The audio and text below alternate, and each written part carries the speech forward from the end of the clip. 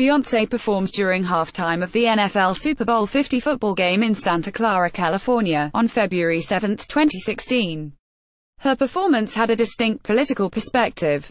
Matt Slocum, Associated Press. The National Football League season will culminate with a Super Bowl Sunday night, and in keeping with the atmosphere in the United States in 2018 and with the theme of the NFL season, many are wondering how politics will infiltrate the big game.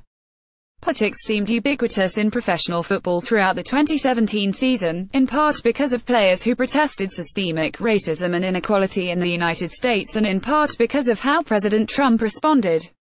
The safe bet is that if overt politics infiltrate the Super Bowl, it will happen before the game itself starts, either by players kneeling in protest or through patriotically loaded performances, like Whitney Houston's 1991 rendition of the Star-Spangled Banner that took on special resonance during Operation Desert Storm. By contrast, the Super Bowl halftime show traditionally aims to entertain crowds through popular music, beginning with marching bands in the 1960s and evolving to today's star-studded musical spectacle. But while such performances seem to eschew overt political messages like taking a knee during the anthem, the halftime shows are, in fact, ideologically loaded because they aim to be culturally relevant. By attempting to create a national identity, the halftime show becomes a battleground over what social and cultural values should be celebrated as American. This has been true from the very beginnings of the Super Bowl. At Super Bowl I in 1967, which featured the Green Bay Packers and the Kansas City Chiefs vying for the championship, the nation's problem with racism was laid bare during the halftime show. In a performance containing a musical visit to the four corners of the United States, the University of Arizona Marching Band honored the American South by marching into the formation of a river steamboat and performing the Dixie Anthem, Waiting for the Robert E. Lee. The song focused on a steamboat traveling on the Mississippi River in the 19th century to receive a cargo of cotton from southern plantations. It was once sung on Broadway by Judy Garland in a performance that included a minstrel sequence and performers in blackface. Later in the show, the Arizona band welcomed the Grambling State University, then Grambling College marching band to join them. The historically black college ensemble had been watching the show the entire time from the sidelines, underscoring the awkwardness of including a racist anthem in the performance. A wealth of performers joined the two bands, including dancing girls in Indian costumes, as the press put it in the days after the game, and the performance ended with a patriotic tune, "This Is My Country." This scenario exposed how racism was embedded in the very fabric of American identity and its cultural representations in the 1960s. A supposedly wholesome, patriotic celebration included a racist anthem and costumes that insulted a second ethnic group, even while striving for inclusiveness. In the 1970s and 1980s, other halftime performers sent ideological messages at the big game. The mega musical group Up With People performed at 4 Super Bowls: 1976 in Miami, 1980 in Pasadena, 1982 in Detroit and 1986 in New Orleans. Up With People was a youth outreach program of the moral rearmament movement of the early to mid-20th century, which focused on a renewed spirituality in the United States.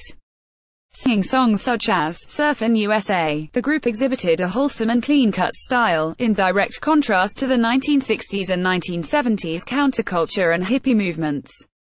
As Herbert Allen, the musical director, put it, the group was a revolt against the cynicism and moral relativism of the era, and they had a determination to take a responsible part in the task of society and nation building.